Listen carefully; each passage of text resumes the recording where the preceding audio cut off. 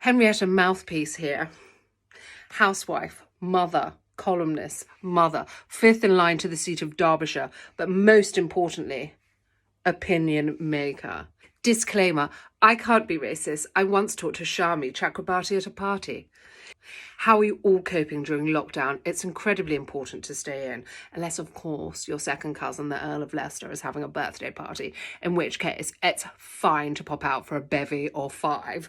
My friends Bunty and Flick have made the unilateral decision to end lockdown. They are furious with the government. This all happened during a particularly stressful Ocado delivery when the driver, how ungrateful is this, refused to deliver Flick's Waitrose groceries down to the servants' quarter.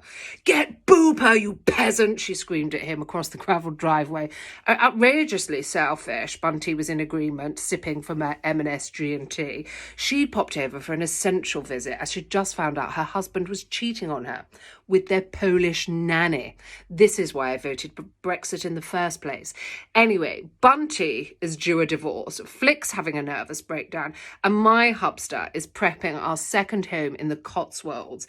It's actually a nightmare. We had to practically beg his old school pal Bozza for a bailout. I mean, the company has been losing money for 6 years. I mean, financially it's disastrous, so of course they should bail us out. Anyway, chin up unless it's receding due to excessively good bloodlines.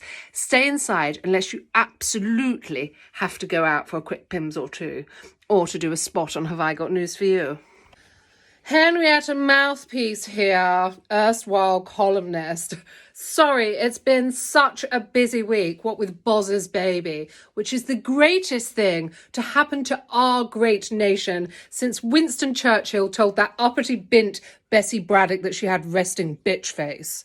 Honestly, I cried hot, salty tears upon the news that his gorgeous young fiancée had given birth to his 6th or possibly 7th heir. Or should I say, hair? The flaxen mane on the child is fabulous. Such great stuff. If I was Boswell, I'd think twice before marrying her, though. He's only 55, still plenty of options. My great-great-uncle Andrew, who was the Viscount of Sheen, had 6 wives and signed a decree nisi on his deathbed. Awful stuff, but we had to make sure the prenup was adhered to. I mean, if she thought she deserved half of anything for bearing 3 of his children and nursing him through cancer, she had another thing coming. Silly woman, how ridiculous. Another thing coming was great Uncle Andrew's problem in the first place. Bit like our lovely Bozza. I like to think at the moment of climax, Bozza shouts, "For Queen and country!" Or, if it's nefarious illicit sex, "Bullingdon boys!" Oh, divorce is difficult though. Just ask my friend Binky or Loza Fox, the latter of whom I met up with for a quick Pims at Annabelle's. Still open for those in the know, and I do know. I mean, for goodness sake, we have to have somewhere for politicians to take their mistresses. Poor Loza. They keep accusing him of racism and generally being an idiot. He said, "Dearest Hen, of course I'm an idiot. I went to Harrow." And the pair of us laughed like drains being unblocked by a sweaty Romanian immigrant. Loza is not racist. He's absolutely dipping his wick into various exotic women. He really went to town on coronavirus as well. He accused it of being woke for killing men in greater numbers than women. And actually, I thought that's a great point. What a thinker Loza is. "Why is this bloody virus virtue signalling?" he roared. And cheers erupted throughout Annabelle's, apart from one waitress who came over and said, "Was that a wholly appropriate thing to say?" And Loza replied, "You do well to watch your tone." At which point, Matty Hancock high-fived him and said, "How witty, can I use that?" Loza said, "Sure," followed by, "Drinks are on me." He has landed a very sweet hosting gig on Russia Today after his apology tour of equity venues. Vote Loza. He's not running for anything, but what a guy. Hello fans, friends, enemies, lovers. It's Henrietta Mouth Peace here, gal about town and opinion maker. I'm wearing a nude lip, but I'm still shooting from the hip. I've been joyfully watching Bozza make our nation great again. Everyone can go on public transport from Monday as long as they wear a mask. I mean, I wouldn't, obviously. Not the mask part, the public transport bit. I mean, Can you imagine the fifth in line to the seat of Leicester getting on a route master? The only time I put my hand on an oyster is before it slides down my throat with a lovely bit of shallot vinegar.